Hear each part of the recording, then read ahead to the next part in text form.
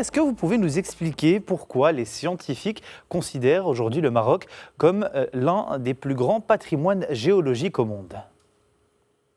Tout d'abord, le Maroc est considéré une région de grande richesse géologique pour plusieurs raisons.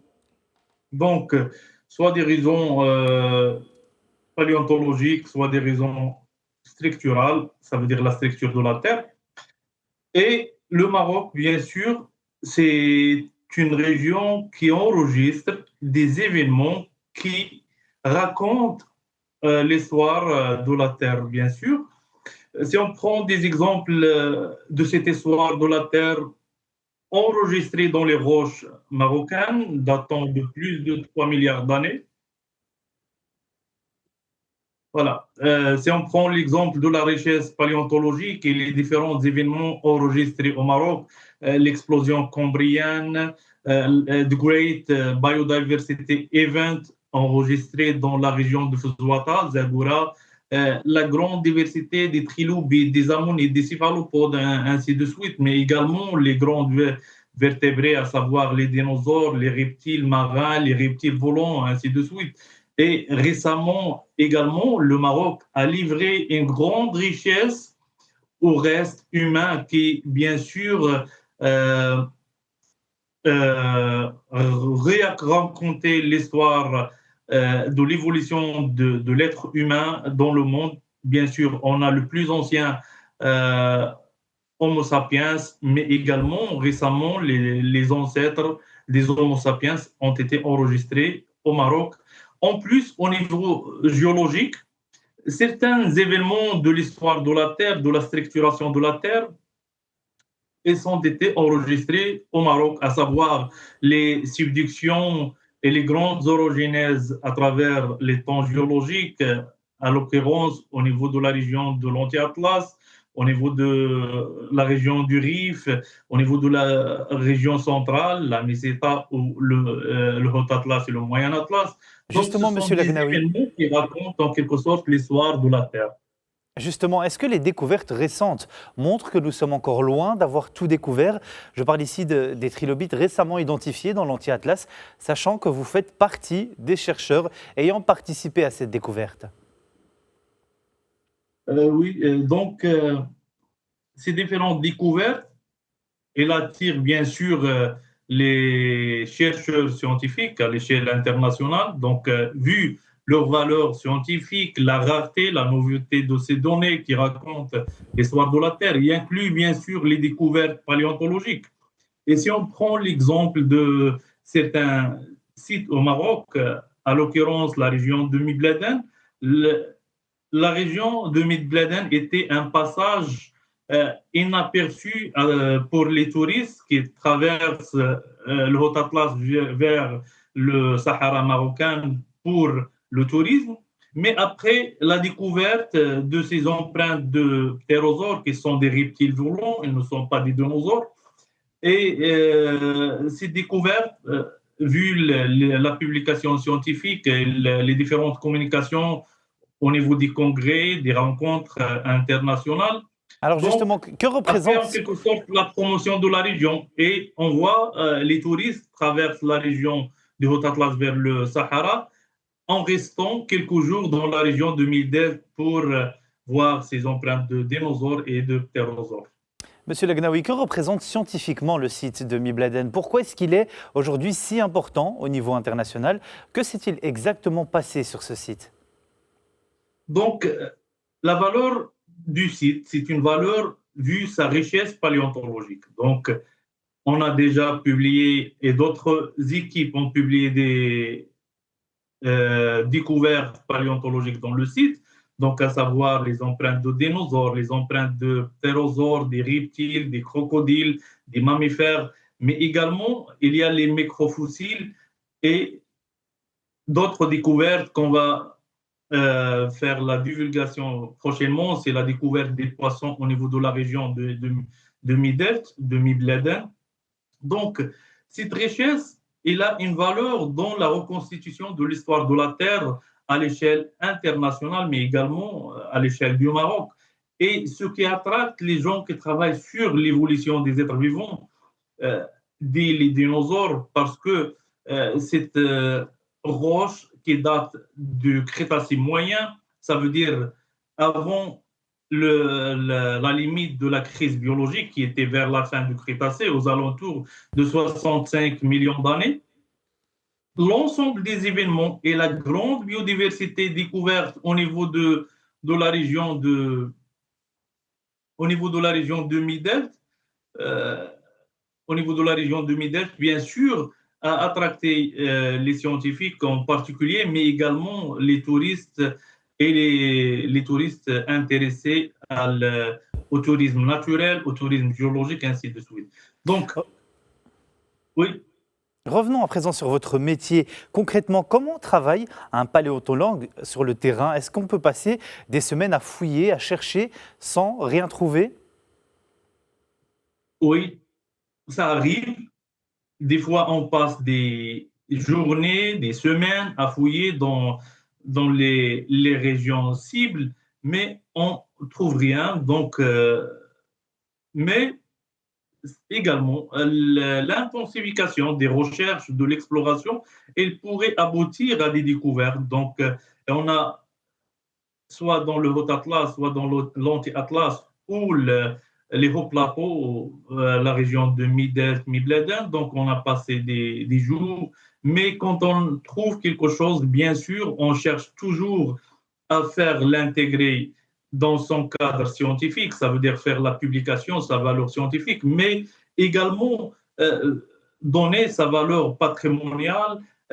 Ça va créer quoi pour le pays, pour la population locale, pour la région, comme un intérêt socio-économique. Donc, on essaie d'intégrer le côté scientifique avec le côté socio-économique de ces découvertes.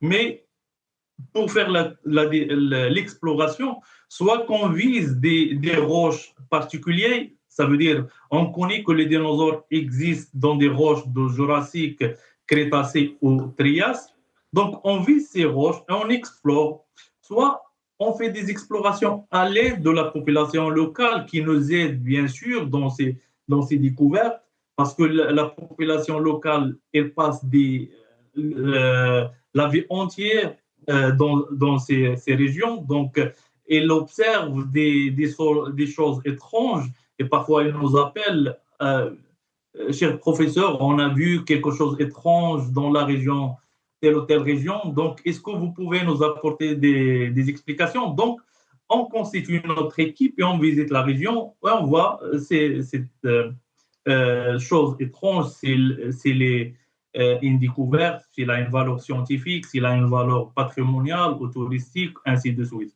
Donc, soit, bien sûr, il y a des gens qui travaillent comme des guides touristiques et à travers les circuits qu'ils réalisent avec les touristes, ils pourraient rencontrer des objets ou des fossiles également et nous aident dans l'exploration.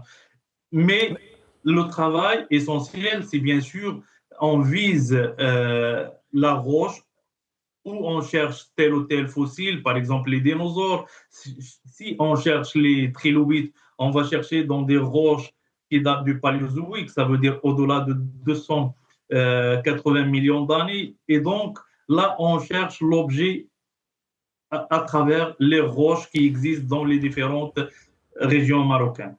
Monsieur Lagnaoui, parlons à présent des pillages. Avec l'affaire Mibladen, découper une dalle de plus de 3 mètres nécessite des moyens importants. Est-ce qu'on peut encore parler d'actes isolés ou est-ce que pour vous, on est face à un trafic organisé? Donc, pour parler d'un trafic organisé, c'est difficile, hein, parce que, certes, j'étais avec mes étudiants. D'ailleurs, l'une de mes étudiantes, elle fait sa thèse de doctorat sur la région de Midet, en étudiant la diversité faunique et floristique de la région de Midet durant le Crétacé moyen. Et donc, durant cette mission de terrain, on s'est contenté de voir certaines surfaces, certains blocs qui sont cassés, qui sont euh, détruits dans le site. Et donc, Et la chose la plus étrange, c'est que ces blocs, ils ont été coupés par des sciés. Donc, ce n'est pas un vandalisme. Ça veut dire que c'est quelqu'un qui connaît sa valeur. Il, il amène avec lui du matériel pour couper ces roches et ces blocs. Et donc, euh, parfois, on dit que c'est un acte individuel, ça veut dire par la population locale ou les trafiquants, si on peut dire, les vendeurs des, des objets touristiques. Donc, ils ont également l'intérêt de vendre ces objets aux touristes.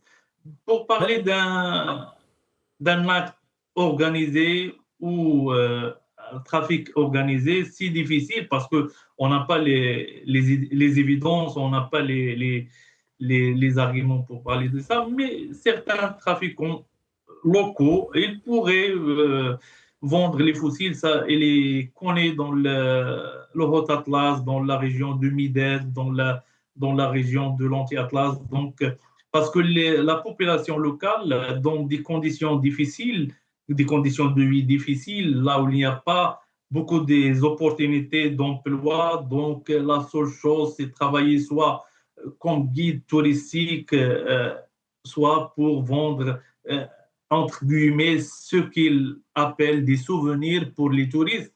Et donc, et bien sûr, parmi ces souvenirs, ce sont des objets fossiles, des objets géologiques, parce que la région de Midelt est connue également par une grande richesse et diversité des minéraux. Donc, et pour eux, ce n'est qu'un objet ayant des revenus pour survivre dans des conditions difficiles. Dans le... Est-ce que vous pouvez nous expliquer à présent que perd la science lorsqu'un fossile disparaît? Est-ce qu'on peut encore l'étudier une fois retrouvé alors qu'il a été retiré de son contexte géologique? Donc, voilà, quand on perd un objet, que ce soit fossile ou un minéral, donc on va perdre une pièce de l'histoire de la Terre. Et si un fossile, bien sûr, une pièce de l'histoire de la Terre. Et donc, cette pièce, s'il provient du Maroc, donc on va perdre une pièce de l'histoire de la vie ou de l'histoire géologique du Maroc. Donc, c'est un patrimoine à conserver parce qu'il garde c'est en quelque sorte, ce sont des archives du Maroc, des archives géologiques, comme les archives historiques, comme les archives archéologiques.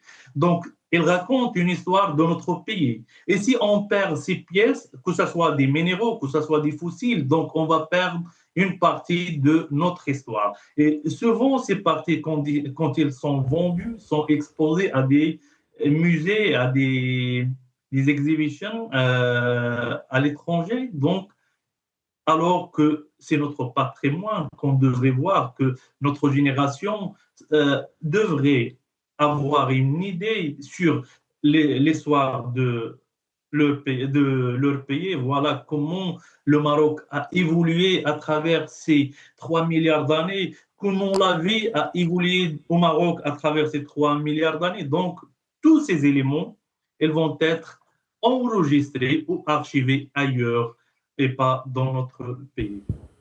Merci beaucoup, Abdelwahed Legnaoui, pour votre analyse et d'avoir répondu à nos questions. Je rappelle que vous êtes professeur de paléontologie à l'École supérieure de l'éducation et de la formation de Barchid, Université Hassan Ier, et spécialiste de biostratigraphie et de sédimentologie. Merci infiniment d'avoir été avec nous. Merci à vous. Merci à vous.